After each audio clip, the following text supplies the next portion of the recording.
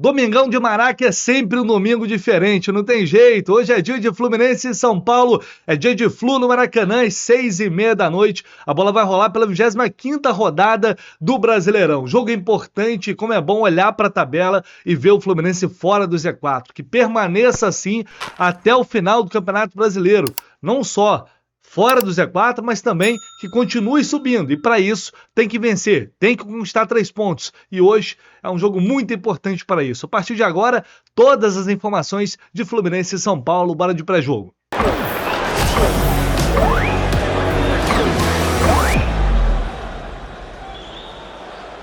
Teremos um grande público no Maracanã, certamente não um Maracanã lotado, abarrotado, mas cerca de 45 mil ingressos foram vendidos antecipadamente, check-ins foram feitos, pelo menos a última parcial de ontem à tarde, então teremos sim um grande público para esse jogo gigantesco do futebol brasileiro. Fluminense e São Paulo normalmente sempre protagonizam jogos de boa qualidade. Creio que não vai ser diferente hoje no Maracanã. E, cara, olhando para a tabela, para projetar aqui o que pode acontecer nesta rodada, é um alívio muito grande a gente poder olhar para essa tabela do Campeonato Brasileiro e ver que o Fluminense está fora dela, né? Ali na 16ª posição, obviamente não é uma posição confortável, a gente quer ver o Fluminense distante aí desse C4, a gente quer ver um Fluminense ainda subindo na tabela, obviamente, mas uma vitória hoje pode significar não uma mudança de posição para cima na tabela, ultrapassando o Bragantino. Não necessariamente, é difícil, porque o Bragantino tem 6 gols de saldo aí de vantagem. Então teria que golear o São Paulo, torcer para o Bragantino levar uma pancada do Bahia em casa. Então é improvável que o Fluminense chegue a 15º, mas pode igualar a pontuação do Bragantino e também pode abrir 6 pontos de vantagem, 5 pontos de vantagem para a zona do rebaixamento. Para isso tem que torcer para o Vitória perder e também para o Corinthians. Esse é o cenário para esta rodada. E aí, vamos aos jogos aqui do domingo, o Grêmio enfrentando o Atlético Mineiro na Arena do Grêmio, Cruzeiro e Atlético Goianiense, Corinthians enfrentando o Flamengo em São Paulo, na Arena. Duro também ter que ficar, né? Torcer é muito forte, né? Vamos ver o que acontece. Mas a verdade é que o cenário ideal aí é uma derrota do Corinthians. Vitória e Vasco no Barradão. Outro rival diretamente envolvido, justamente os dois enfrentando 2 rivais do Fluminense. Novamente, é claro que, né, o ideal seria que, se pudesse os dois perderem, seria ótimo, mas não pode. Então o cenário ideal também seria, obviamente, o Vitória sendo derrotado aí pelo Vasco no Barradão. Mas é um jogo em que o Vitória, né, vai ter o fator casa a favor.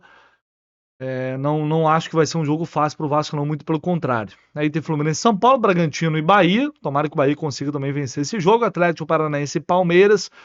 E também amanhã, Juventude Internacional, fechando aí a rodada, a 25ª rodada do Campeonato Brasileiro. Tomara que seja uma rodada tão positiva quanto foi a última para o Fluminense. Mas é o que eu falo, rodada boa é sempre que o Fluminense vence. Vencendo já vai ser boa, pode ficar espetacular se os rivais diretos forem derrotados.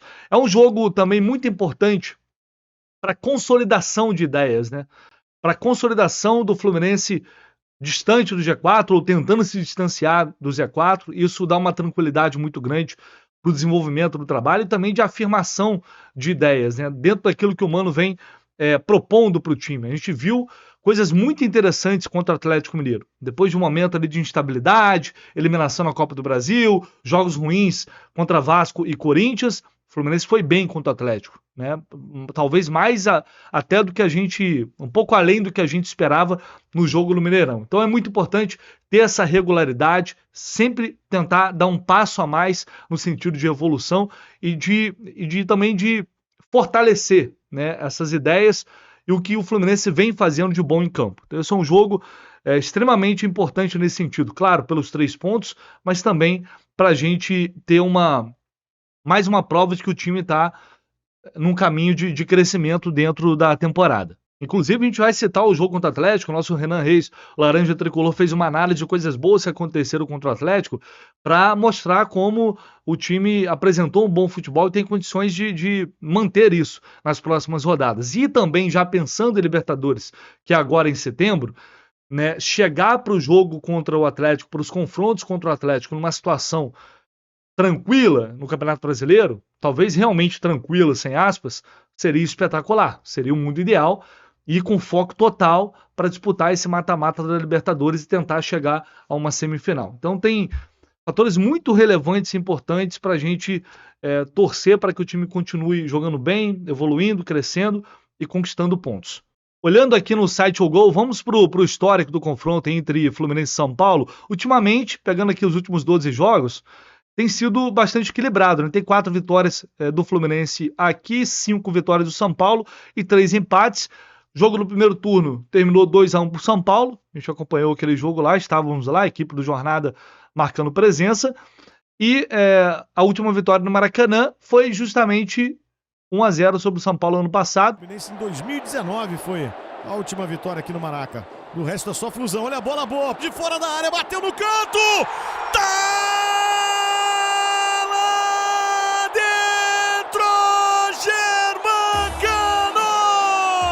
E aí a gente tem o histórico geral aqui dos jogos, né? 132 partidas, 48 vitórias do Flu, 27 empates e 57 derrotas. Esse é o retrospecto geral entre Fluminense e São Paulo. Bora para a provável escalação do Flu para o jogo de logo mais, que é sempre o oferecimento, parceria aqui da KTO. KTO sempre fortalecendo a gente. Vocês sabem que quem não está na KTO tá errado, né? Se você acompanha aqui o canal do Lessa e puder fortalecer essa parceria também, indo lá no site da KTO, fazendo a sua inscrição é muito importante, é muito rápido também. Você vai lá, kto.com, não tem segredo. Utilize o cupom JORNADA no seu primeiro depósito, você vai ter 20% de bônus, tá? Só utilizar o cupom JORNADA, muito importante isso. E aí, vamos analisar aqui os cenários para o jogo, para esse Fluminense São Paulo. O que temos de bom aqui? Vitória do Fluminense pagando aqui 2,42, tá? E o São Paulo 3,25. Então, favoritismo para o Fluminense que joga em casa.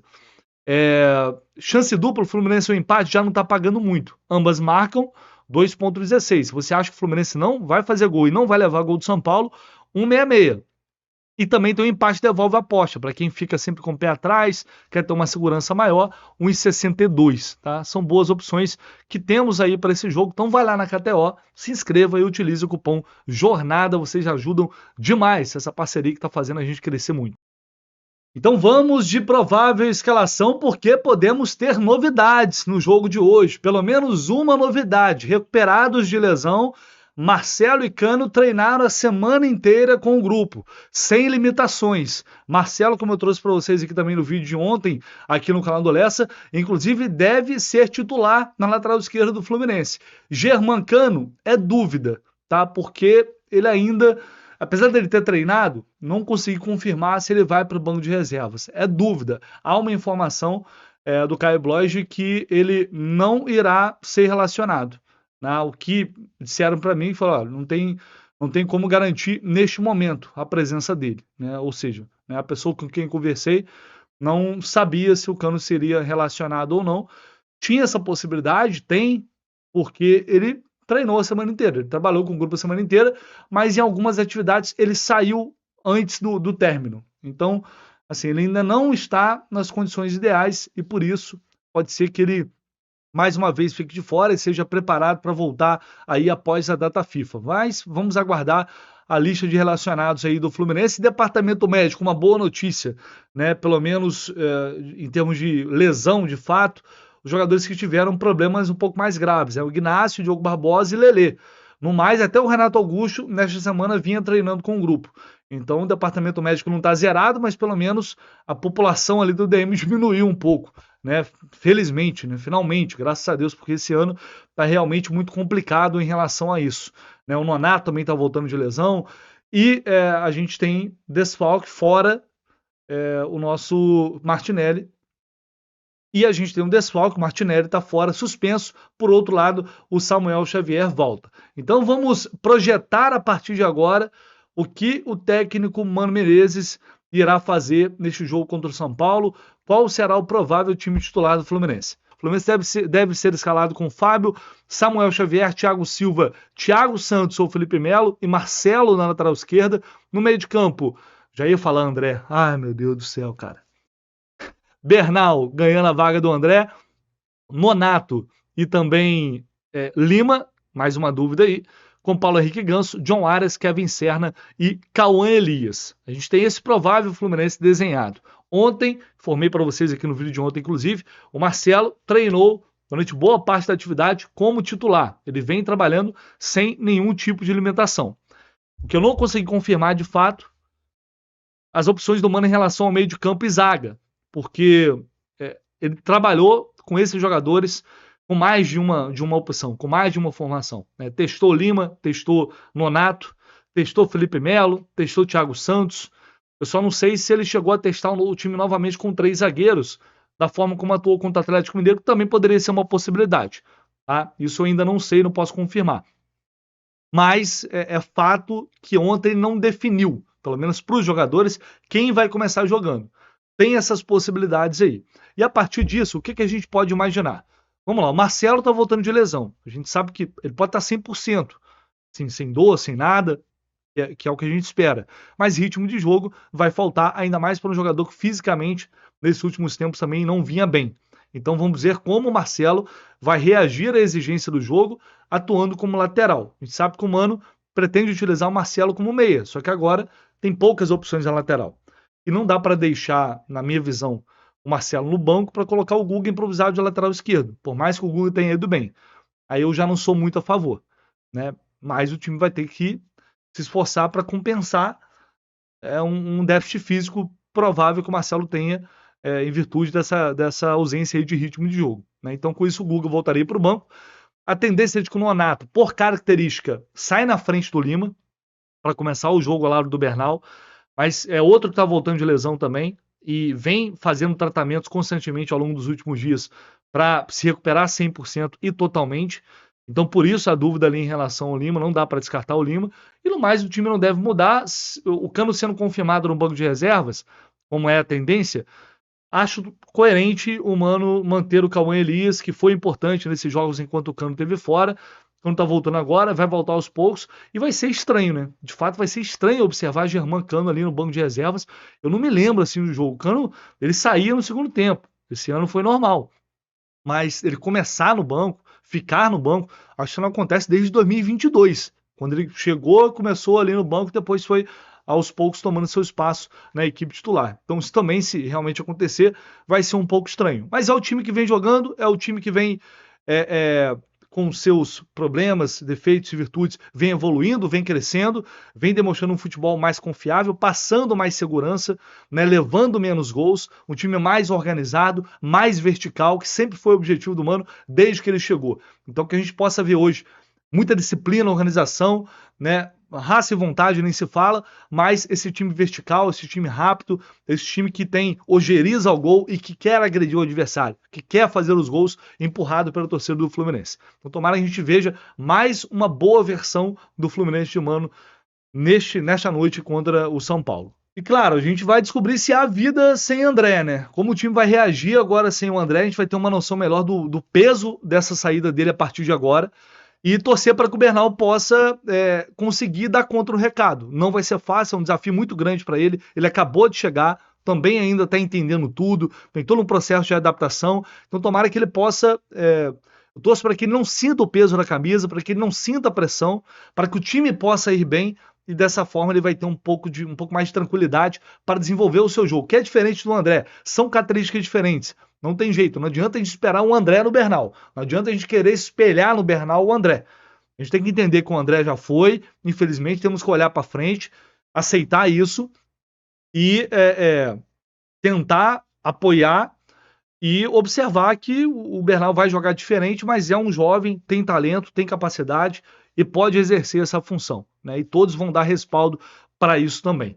Tomara que o Bernal consiga assumir bem essa responsabilidade de fazer um grande jogo ou grandes jogos a partir daqui, né? Vamos com a análise então do nosso Renan Reis, o laranja tricolor, pegando coisas importantes, interessantes, bonitas que aconteceram contra o Atlético Mineiro, fazendo aquela análise super especial aqui no canal do Lessa. É isso, galera. Vamos ver aqui o que aconteceu na prática, como que saíram os gols do Fluminense na noite de ontem. Aos 22 minutos do primeiro tempo, galera, o Fluminense faz o seu primeiro gol na partida. E nós vemos aqui, ó, que o Atlético Mineiro faz uma saída de 3 mais 2 O Bruno Fux tenta acionar o Bernard no entrelinhas, só que o Martinelli lê bem a jogada, faz a interceptação e agora vai começar a transição do Fluminense. Vide com o Otávio, ó. Num segundo momento, a bola vai ficar aqui em disputa e o Cauã Elias vai bem, ó, porque ele vai no corpo do Bruno Fux. Se ele ficasse somente fixado na bola, é provável que o Bruno Fux conseguisse fazer aqui o cabeceio. Mas o Cauã Elias, ó, força o contato aqui com o Bruno Fux, tira o Bruno Fux da jogada e o Kevin Serna dispara aqui pelo lado esquerdo para receber o passe do Cauã Elias. Ó. A bola chega até o Kevin Serna. E aqui, ó, nós já vemos a formação do 1 contra 1 entre Kevin Serna e Batalha. Nós vamos ver aqui o Kevin Serna conduz a bola. O Batalha adota essa angulação aqui justamente para induzir o Kevin Serna para fora e, consequentemente, ó, proteger o meio, proteger essa região mais central. Se o Batalha tivesse conseguido fazer com que o Kevin Serna desse esse tapa para o fundo, ele forçaria aqui um embate entre os dois, tentaria fechar a porta do Kevin Serna, e mesmo se o Kevin Serna passasse do Batalha, ele chegaria tendo que finalizar a jogada, talvez já desequilibrado, com a perna não dominante, com a perna esquerda. Então, tudo que o Batalha queria nessa jogada era que o colombiano tricolor desse o tapa para o fundo.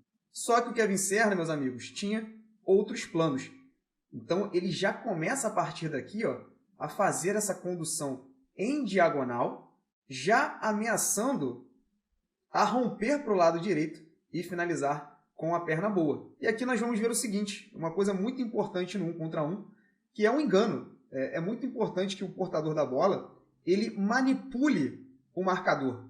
Porque no final das contas, o portador ele sabe o que ele vai fazer, ele sabe o que vai acontecer na jogada. O marcador não. O marcador ele está apenas ali reagindo.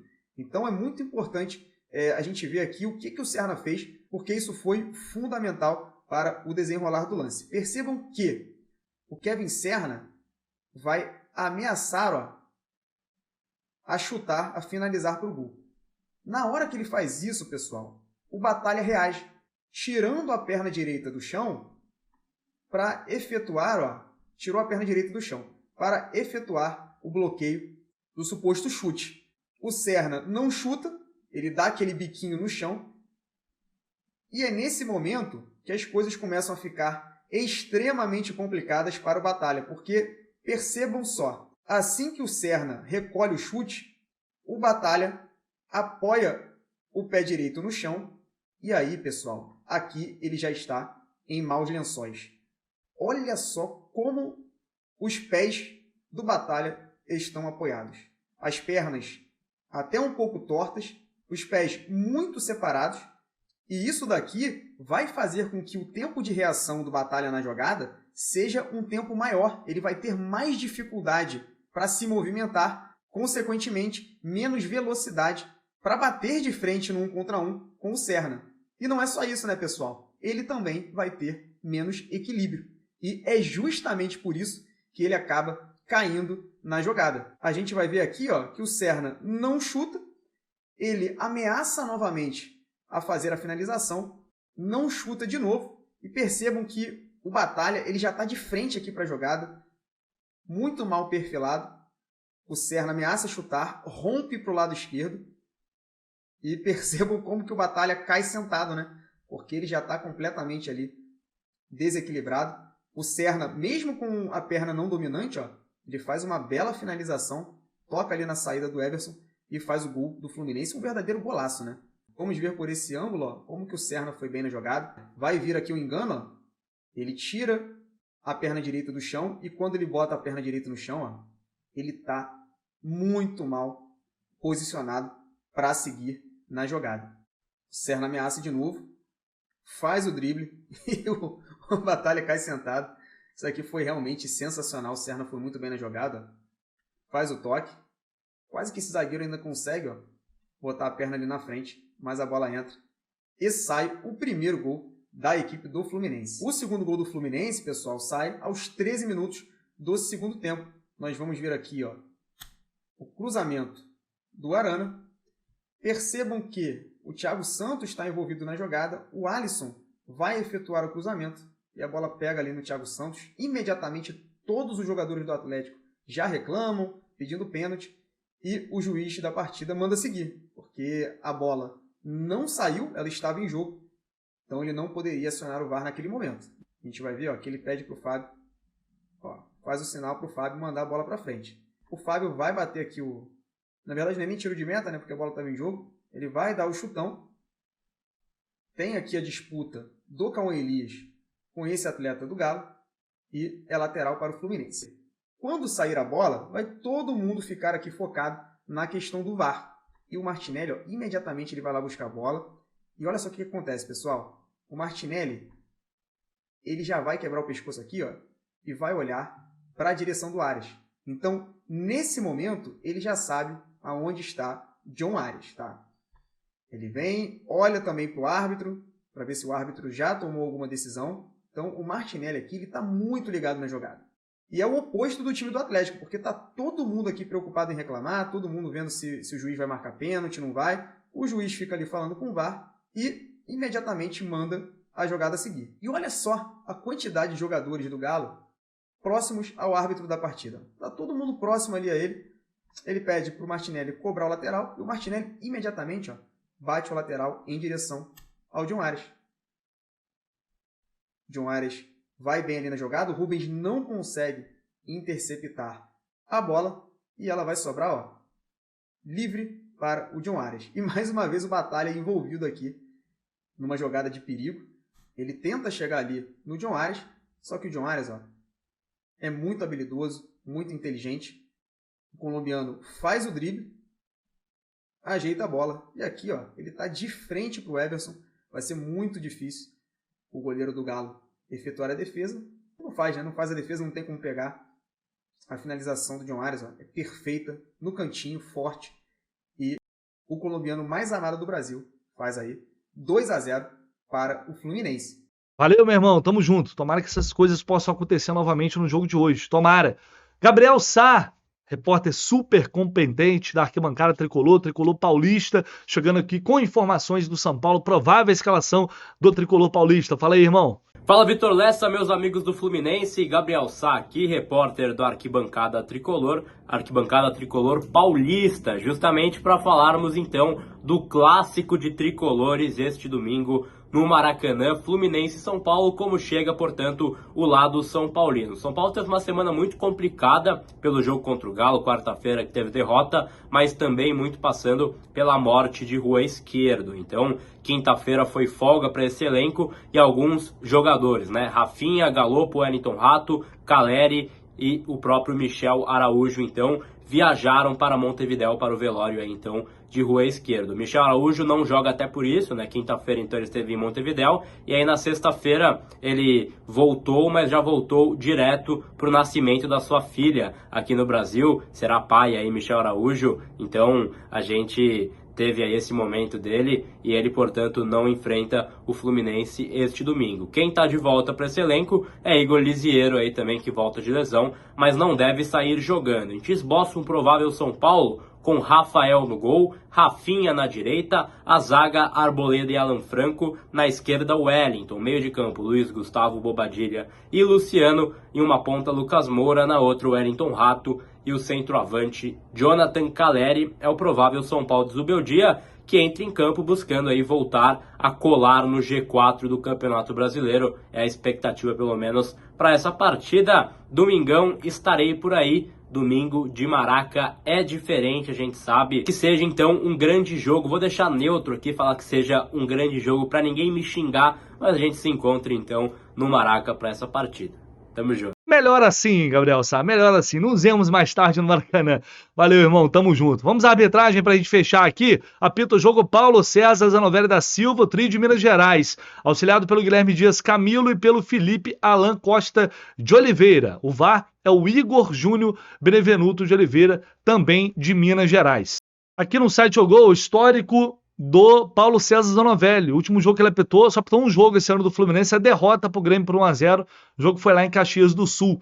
Ano passado apitou empate com o Corinthians 3-3, Cuiabá 3-0 no Fluminense e também vitória sobre o Atlético Paranaense por 2-0, né? No histórico total, 7 jogos, 3 vitórias, 1 empate e 3 derrotas. Retrospecto equilibrado aí do Paulo César Zonovelli, que eu até acho um árbitro ok, né? Dentre as opções aí, é um árbitro que eu acho que tem evoluído e tem melhorado. Tomara que ele possa fazer um bom jogo logo mais no Maracanã. Transmissão pelo Premier, tá? E claro, a nossa super transmissão Jornada KTO 1902, como sempre, 2 horas antes da bola rolar, a partir de 4h30 da tarde, equipe completa direto no Maracanã. Rafael Siqueira, Cauã Tinoco, eu, Fio, Gabriel Amaral, para fazer aquela cobertura e aquela transmissão espetacular, como sempre, para vocês. Então assista o jogo, mas deixa o áudio na nossa transmissão. É transmissão de quem sabe de Fluminense, de quem vive e respira o Fluminense 24 horas por dia. Nos vemos mais tarde. Um abraço, se Deus quiser, com vitória do Flusão. Valeu!